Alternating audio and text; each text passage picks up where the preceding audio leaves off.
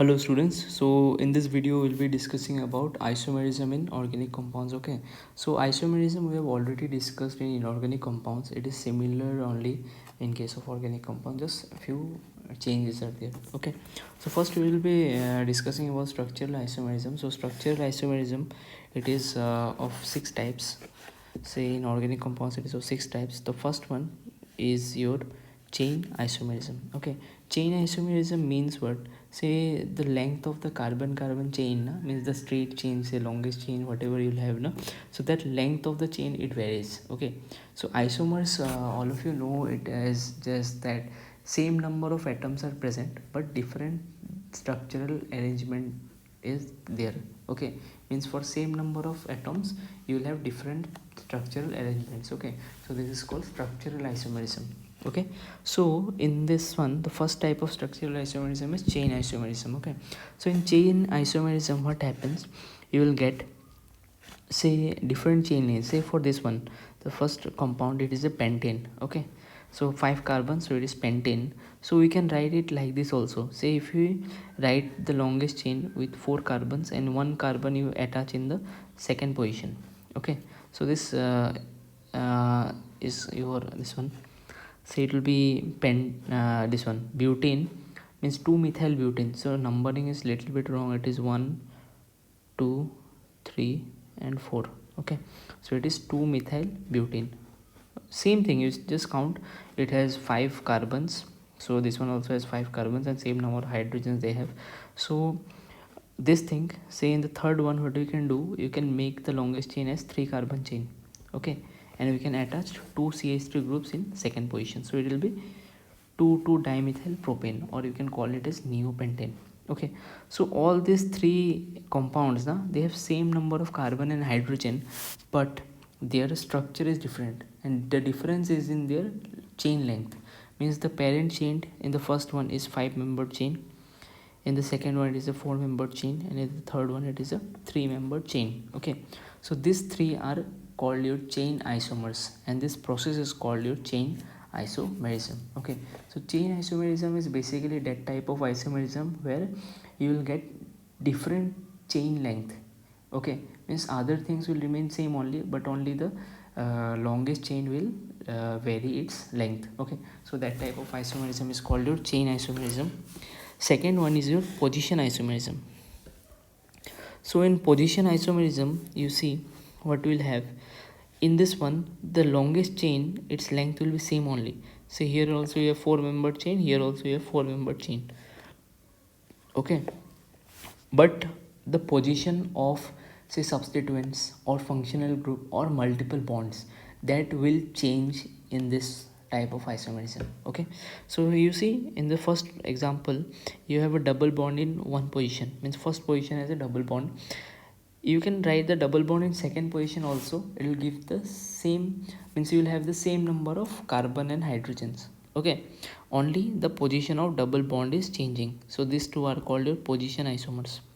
Okay, similarly this example you will have say Cl in second position and Cl in first position. Okay, so this two are same, having same number of atoms, 1 chlorine, 4 carbons and same number of hydrogens, but you see their name is different and their properties are also different. Okay, so you see the longest chain here also it is a 4-membered chain, 1 2 3 4, and here also the longest chain is a 4-membered chain. Okay, so the chain length it remains same, only the position of substituents or multiple bonds or functional groups it keeps on changing.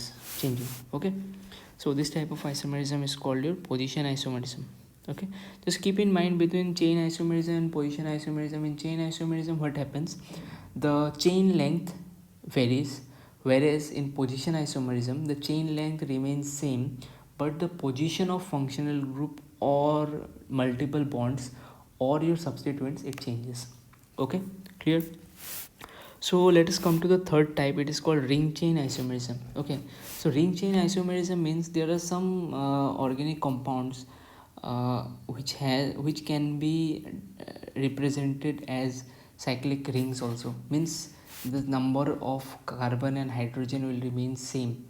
okay, for the ring isomer and the chain isomer. Okay, so what are this type of compounds? You just remember that cyclic alkanes, okay, means cycloalkanes means saturated alkanes and alkenes, okay, they have same number of carbon and hydrogens. This thing is very very important. Cyclic alkanes and this one, cyclic alkanes and alkenes, they have same number of carbon and hydrogen, means same number of atoms. Okay, so you see cyclopropane and prop 1 in, they have same number of carbon hydrogen. In this one prop 1 in, you have 6 hydrogen and 3 carbons. In this one also you have 6 hydrogen and 3 carbons. Okay, just similar to that, cyclobutane and but 1 in has same number of carbon and hydrogens. Okay, so this thing you remember that cyclic alkanes and alkenes, they have same number of atoms. Okay, fourth type of isomerism is your functional group isomerism. Functional group isomerism, it is nothing but, you see, you have same number of atoms. Okay, just if you see from same number of atoms, if you can write two different types of functional groups, then that type of isomers are called your functional group isomers. Okay, just for example, you see the first example, it is alcohol, it is ethanol, CH3CH2OH. Okay, now what we can do, if we just take this CH2 group outside, means on the right hand side of the alcohol functional group, we'll get this one. Okay, this is nothing but your ether functional group. So alcohols and ethers, they have same number of atoms, okay, but their functionality is different. Okay, so that's why you see from same number of atoms, carbon, hydrogen and oxygen, we are getting two different functional groups, means two compounds having two different functional groups. Okay, so these two are called your functional group isomers. Similarly, carboxylic acids and esters also can be written as functional group isomers. Okay, so this type of isomers are called functional group isomers, and this type of isomerism is called your functional group isomerism, means same number of atoms, but you can write two or more different functional groups for this atoms. Okay, so next type of structural isomerism is tautomerism. Okay, so tautomerism is very very very important. Why it is important? You see, tautomerism, first of all, you just don't get confused with this thing. Many of you are getting, I know that you will be getting confused with these tautomers terms. So tautomerism is nothing but it is just an arrangement of, say just a rearrangement of few atoms in a molecule, okay, to give you two different compounds. It is not functional group isomerism. Just you think that same compound, there will be some rearrangement of hydrogen or oxygen, just like that, or any other functional group or anything. Okay, this rearrangement of atoms will give rise to two different compounds. Okay, so here basic chemistry is used. Okay, basic chemistry means, say if you have acidic hydrogen and if you have electronegative atom, then obviously the electronegative atom will pull the acidic hydrogen towards itself. Okay, so for that reason you will get some rearrangement in the structure. Okay, so that rearrangement gives rise to a different structure. Okay, so this type of things is called your tautomerism. Now you see, we'll discuss this one. The first most important type of tautomerism is keto-enol tautomerism. Okay, it is keto-enol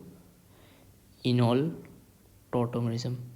Keto-enol tautomerism means from a ketone functional group will be converting it to a enol system. Enol means double bonded carbon having a OH, means alcohol functional group. Okay, so how we will do it? First condition is that you must have a alpha hydrogen. Alpha hydrogens are very very very acidic. Okay, very very acidic means, you see, say if you have a ketone. Okay, now this is a ketone, for example. Okay, this is a ketone functional group. Okay, now in this ketone, what you have this, say this carbon, you have,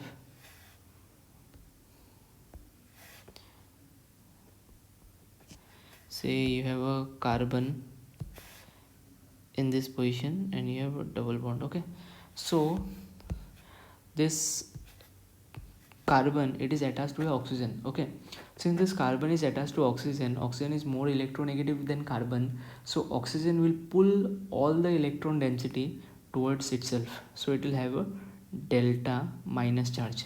Okay, and this carbon will have a delta plus charge. Okay, now since this carbon is having a delta plus charge, means this carbon is deficient of electrons. Okay, so this carbon will pull, say you have one more carbon nearby. Okay, say you have one more carbon nearby, say this one, you have C and you have CH2 and you have a H. Okay, one more carbon is nearby. Okay, now you see that this carbon is already electron deficient, so it will pull electron density from this nearby carbon.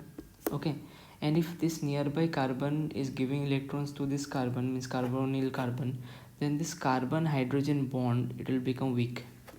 Okay, and since this bond is weaker and you have an electronegative atom nearby, so this can easily pull this hydrogen na? Means this is your acidic hydrogen. Okay, and this position na, first position, adjacent position to the carbonyl carbon, is called your alpha carbon. Okay, and any hydrogen that is attached to this alpha carbon are called your alpha hydrogens. Okay, so how you just explain this one, you just see this first example, this mechanism, you just check it.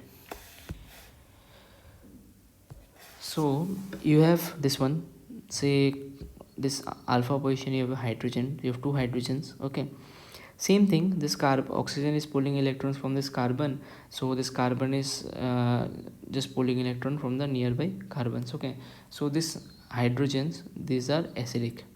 Okay, now this acidic hydrogens can easily be attracted by this electronegative atoms, means oxygen has higher electron density, so it will attract this acidic hydrogen and it will take it. Okay, so this hydrogen will give its electrons, so you just see this hydrogen, it is giving its electrons to this carbon, say alpha carbon, and it goes to the oxygen. Okay, so next step, what will happen, this minus charge, means electron density that is present in this carbon, will just go inside in this single bond, and this double bonded oxygen, this double bond will open up. Okay, so this rearrangement is possible only because of this, say, electronegativity difference. Okay, so this is just a basic chemistry thing, basic thing, that oxygen is more electronegative than carbon, so it will pull the electron density towards itself, so the carbon will pull electron density from the nearby carbon. Okay,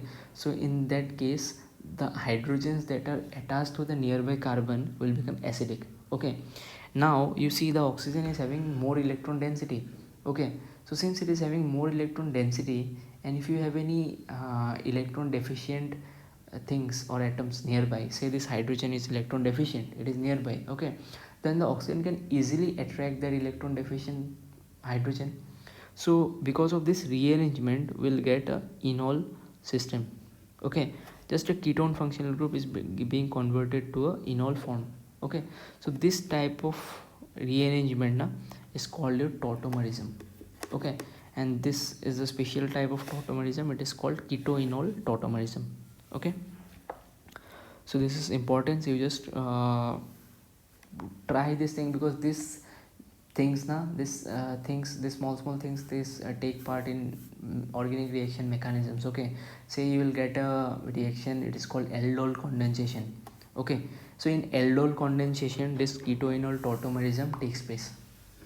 Okay, so we'll just discuss it afterwards. So let us come to the next type of structural isomerism, it is called metamerism or metamers. Okay, so metamers are those type of isomers, means say where you will have polyvalent functional groups. Polyvalent functional groups means say there are some functional groups on both side of which you will get alkyl groups. Say you have ethers, ether have alkyl groups on both sides, or you can have ketones also have alkyl groups on both sides. Okay, or you can have esters also have alkyl groups on both sides. Okay, so this type of functional groups now, what we can do, we can rearrange the number of carbon atoms or methyl groups on both side of the functional group. Okay, just take this example. You see this ether functional group has two C carbon atoms on both sides. Okay, what we can do, we can rearrange and you can keep 3 carbon atoms on one side and 1 carbon atom on the other side. Okay, both will have same number of carbon, hydrogen and oxygen, but their IUPAC name will be different. Okay, first one is this one, ethyl ethoxyethene. Okay, means ethoxyethene. Yeah, this side you have a ethyl group and this side is ethoxy, so it is ethoxyethane. And the second one, its name will be methoxyethane, because one side you have a CH3 group, so CH3 means 1 carbon, so it is methoxy, and it is, sorry, not ethane, it will be methoxypropane. Okay, so two different compounds we are getting having the same number of carbon atoms. Okay, so this type of rearrangement of carbon atoms on both sides of a polyvalent functional group is called your metamerism. Okay, and these isomers are known as metamers. Okay, similar to this ketone functional group, you see on both sides you have two carbon atoms, first one. Second one, you see we can give 3 carbon atoms on one side and one on other side, or you can do some branching and we can keep 2 carbon atoms one side and 1 carbon atom another side, and another carbon atom we can place it in any position, say first or second position. Okay, so these are the 3 different type of metamers possible for this compound. Okay, so this type of isomerism, where rearrangement of carbon atoms on both sides of a polyvalent functional group is possible, is called your metamerism. Okay, next, so these are the 6 different types of structural isomerism. Okay, or structural isomers that are possible. Okay, next let us come to geometrical isomerism. Okay, now see, geometrical isomerism, it is of 3 types. First one is your cis trans isomerism, second one is syn NT, and third one is E and Z isomers. Okay, so first thing what you have to know, there are some conditions for geometrical isomerism. Okay, first condition is that the double bond that will show geometrical isomerism, okay, must be planar. Okay, or the compound must be planar. Compound must be planar means you can say that double bond should be present. Okay, because double bonded carbon, its hybridization is sp2. Okay, and for sp2 hybridization we knew that this one geometry is trigonal planar. Okay, means you have planar geometry. So if you want to find planarity, then you have to look for sp2 hybridized carbon. Okay, if sp2 hybridized carbon is present, then only geometrical isomerism will be possible. That is the first criteria. Okay, second condition is that restricted rotation should be present. Restricted rotation means what? You see, if you have a carbon carbon single bond, okay, then you can simply rotate these atoms, na, like this you can rotate it. Okay, about this carbon carbon single bond. Okay, but if you have a carbon carbon double bond, say you have a carbon carbon double bond like this, so if you have a double bond, now this rotation is not possible. Okay, because if you rotate it, this double bond means pi bond will break, because pi bonds are formed by lateral overlap. Means it is just like this, that pi bonds are formed like this, this two will overlap and pi bond is like this. Okay, now if you rotate it about this carbon carbon bond, now, so this is the single bond and this pi bonds are formed like this. Now if you rotate it, this pi bonds will break. Okay, so since this pi bonds will break, so that's why rotation is not possible. That means a double bond or a triple bond should be present. That is the second criteria. Okay, and thirdly, the different functional groups should be present. Okay, different functional group around system, yeah, different functional groups should be present. No, not functional group actually, different atoms should be present. Okay, this is a little bit wrong, this is not functional groups. The different groups should be present around the double bonded system. Okay, different groups should be present. So first let us move on to this cis trans isomers. Okay, cis trans isomerism. So cis trans is like this, that first thing is that the geometrical isomerism, what you have to do, you see, different groups are present, should be present about a double bond. Okay, means it should be connected to, means both the carbon should be connected to two different groups. like this. Okay, if any of the carbon is connected to same group, say if it is AB on both sides, then it will show geometrical isomerism. Okay, if it is like this, say this one, you see, you have two hydrogens connected to the same carbon and two chlorines connected to the same carbon, so this will not show geometrical isomerism. Okay, because same groups are present at the same carbon atom. Okay, so this will not show geometrical isomerism. Okay, so first criteria you have to check for that, whether the double bond will show geometrical isomerism or not. Okay, now see what is cis trans. Cis trans means if you have same atoms, say in this carbon also you have a hydrogen and chlorine, and the second carbon also you have hydrogen and chlorine. Okay, now if the hydrogens and chlorine, say any hydrogen and chlorine, if they are on same side, okay, then it is called cis. And if they are 180 degree apart, means opposite side, okay, then it is called trans. Okay, so this one is trans structure, this one is cis. Now this one, you see this COOH, they are on same side, so this is cis. Okay, and if this COOH, they are on opposite side, or say this hydrogen, they are on opposite side, so it is trans. Okay, so cis trans, though I guess it is very easy, because you just have to check that if the groups are on the same side or not. Same side, then is cis, opposite side, then it is trans. Okay, next let us come to this EZ isomers. EZ isomers is very important. Okay, because this EZ isomers means you will be getting questions in the exam. They will ask you to assign E and Z names to the organic compounds. Okay, so first thing, for EZ isomers, what you have to do, you have to follow two rules. Okay, first rule, if same priority groups are on opposite side, then it is called E, and if same priority groups are on same side, then it is called Z.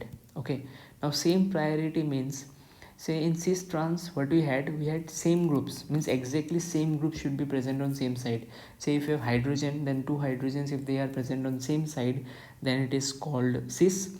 Or else if you have two chlorines, if two chlorines are on same side, then it will be cis. Okay, like that. And if they are in opposite side, means same atoms or same groups in opposite side, it is trans, and on same side it is cis. Okay, but you just think, if you have this type of compound, okay, means where you have four different groups attached to the double bonded system.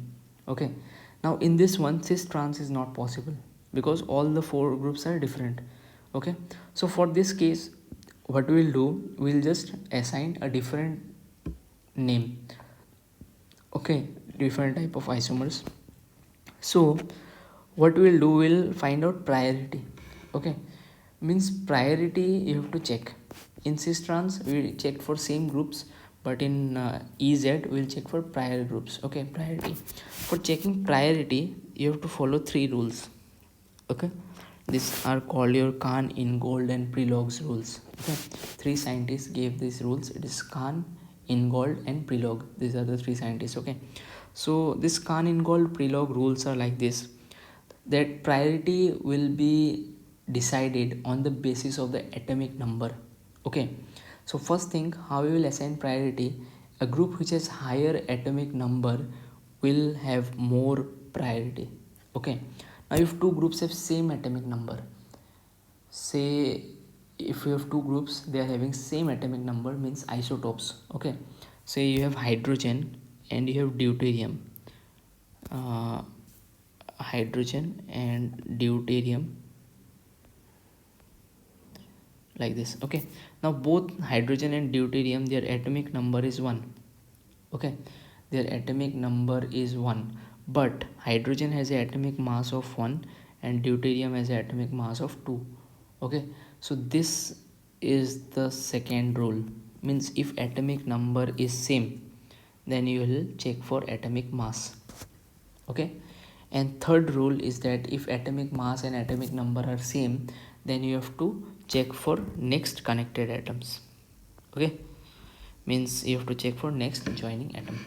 So this is the third rule. Now see what is E and Z. You see, for this carbon we have hydrogen and bromine. Bromine has higher atomic number, so it is assigned first priority, and hydrogen second priority. Okay, in the second carbon, we have fluorine and chlorine. Chlorine has higher atomic number, so first priority, and fluorine has low atomic number, so second priority. Okay, now see, in both the carbons we have assigned the groups as priority. Okay, now if the first priority group, means higher priority group or same priority group, you can see, if they are on opposite side, then it is E.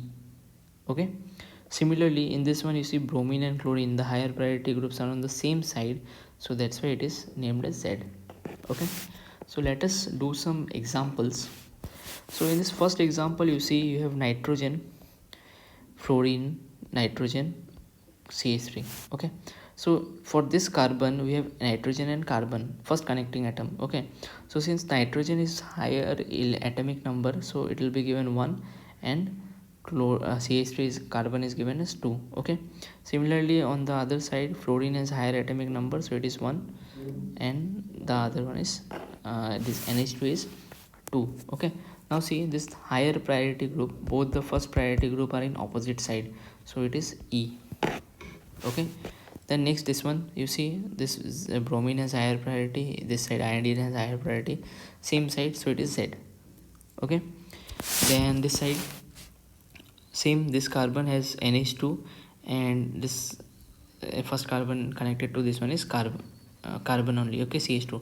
So nitrogen is higher atomic number than carbon, so it is first priority will be given to nitrogen, second to carbon. Okay, in this side deuterium has higher atomic mass, say hydrogen deuterium, the atomic number is same. Okay, so what you will to do, you have to check for atomic mass. Deuterium mass is 2, hydrogen mass is 1, so hydrogen is given second priority, deuterium is first priority. Okay, so first priority opposite side, so this is E.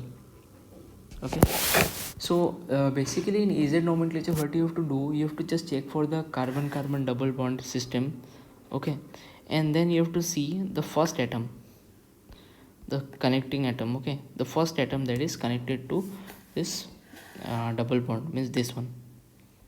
Now if the first atoms are same, then what you have to do, you have to check for other atoms that are present. Okay, like that. So first we will check for first atom, and then if other atoms are present, then we will check for those. So in this one you see, this is the double bonded system, both first atoms are carbon. Okay, now since both the atoms that are connected are carbon, what you have to do, you have to check for the next connecting atom. So next connecting atom for this one is carbon plus hydrogen. Okay, for this carbon, and for this carbon it is carbon plus hydrogen. Okay, so if you add their atomic numbers, it is 6 plus 1 plus 1, so it is 8, and for this one it is 6 plus 1, so it is 13. So 13 is higher priority, that's why it is given as 1, and this is 2. Okay, like that you do this type of questions. For this one, other carbon, you have CH3 and you have got CH2C. Now this carbon, this CH3, it is attached to 3 hydrogens. Okay, and this carbon, it is attached to hydrogen and carbon, so this is higher, so this is 1 and this is 2. So since first priority are in opposite side na, so that's why it is E. Okay,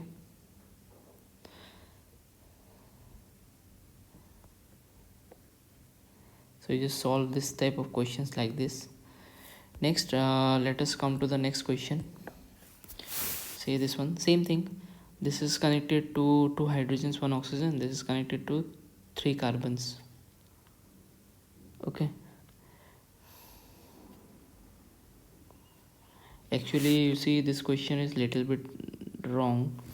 This not question is not wrong, but answer is wrong, because you see this is this carbon is connected to 3 carbons, means carbon plus carbon plus carbon. Okay, and this carbon is connected to H plus O, so this is 8 plus 2 10, and this is 3 6 18. Okay, so this one will be 1, this one will be 2.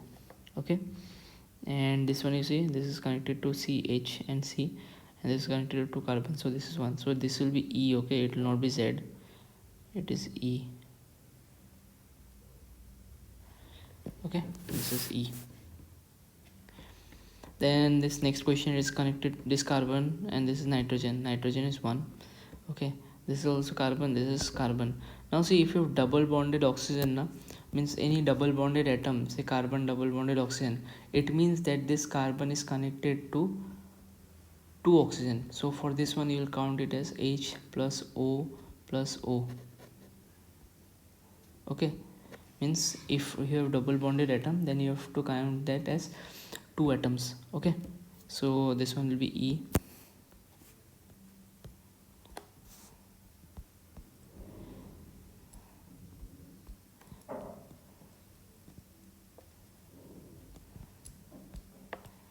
So next let us check the next example. This one you remember, okay, this is not Z, this is E.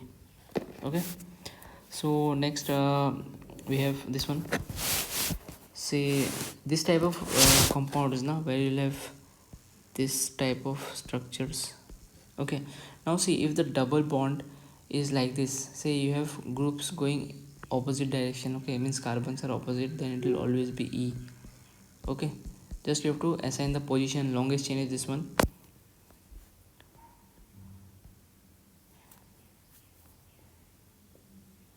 So longest chain is so it will have to be numbered like this: 1 2 3 4 5 6. So it will be 2E 4E. Okay, means in 2 position the double bond is present, so it is E, and 4 position another double bond is present, that is also E. Okay, similarly if you have this type of arrangement, say this one, okay, means both the carbons that are connected to the double bond are on same side, then it will obviously be Z. So this structure, you see, first one is a tub shaped, okay, so it is Z, and second one is trans type, so it is E. Okay, in this one both are trans type, so both are E.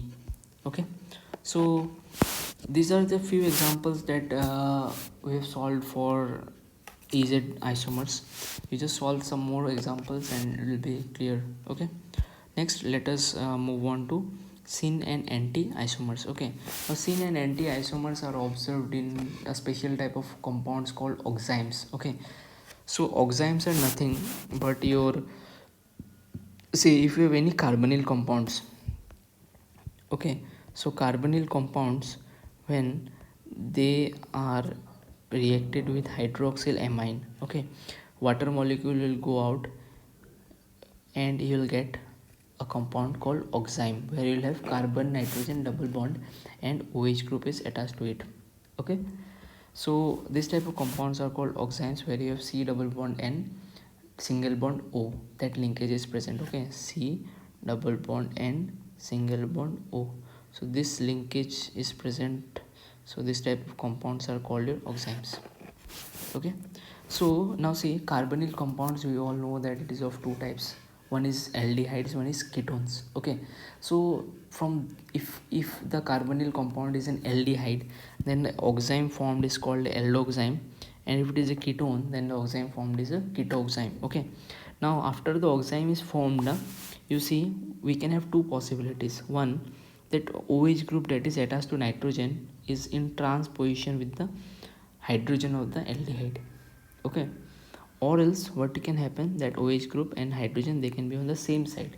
Okay, now if OH and hydrogen are on same side, it is called syn. Okay, the nomenclature is called syn, and if OH and hydrogen are on opposite side, then it is called anti. Okay, similarly for ketoximes, what you will have to see, say ketones, they don't have hydrogen, so you have two different alkyl groups. Okay, now we have to check the alphabetical order for these alkyl groups. Here you see in this example you have methyl and ethyl, so E comes first. Okay, now with the smaller means higher priority means alkyl group, means whichever has whichever comes first na, in alphabetical order, if that group and OH are on same side, then it is called syn. Okay, if that alkyl and OH are on same side, then it is called syn, and if alphabetically prior OH and alphabetically prior alkyl group and OH are on opposite side, then it is called anti.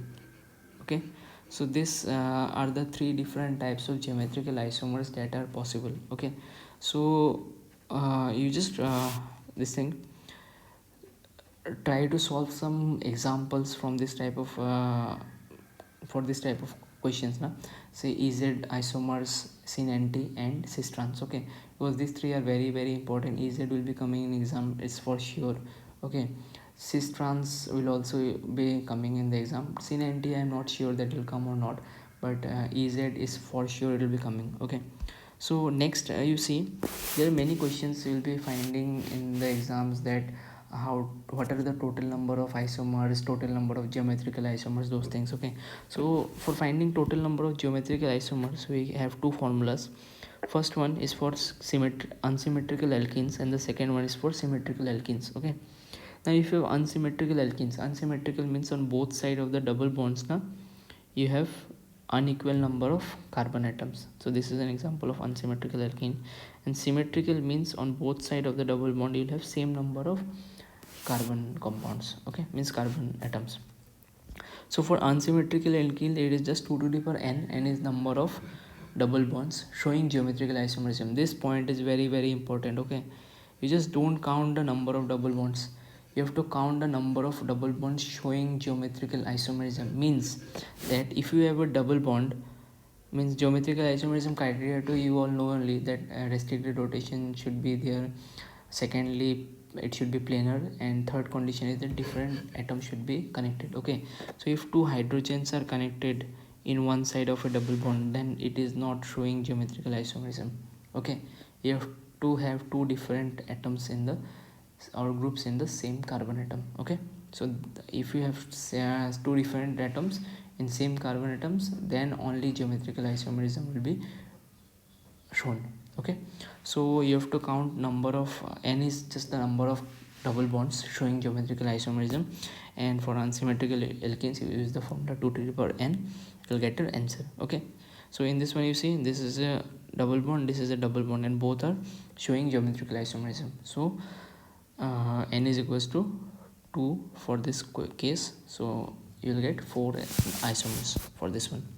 Okay, for symmetrical alkenes the formula is this one, 2 to the power n minus 1 plus 2 to the power p minus 1. Okay, now p has also a formula. If n is even, p is equal n by 2. If n is odd, p is n plus of 1 by 2.